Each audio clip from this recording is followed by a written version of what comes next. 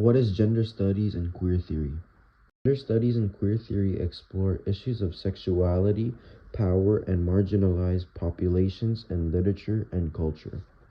Much of the work in gender studies and queer theory, while influenced by feminist criticism, emerges from post-structural interest in fragmented, decentered knowledge building, language, and psychoanalysis.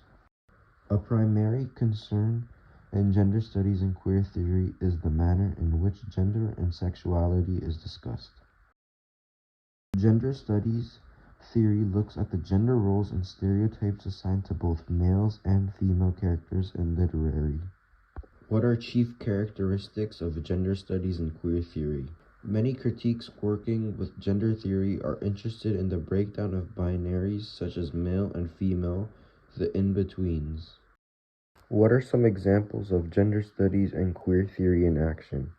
For example, gender studies and queer theory maintains that cultural definitions of sexuality and what it means to be male and female are in flux. The distinction between masculine and feminine activities and behavior is constantly changing, so that the women who wear baseball caps and fatigues can be perceived as more piquantly sexy by some heterosexual men than those who wear white frocks and gloves and look down demurely. What three questions might the person looking at a text from the perspective of gender studies and queer theory ask?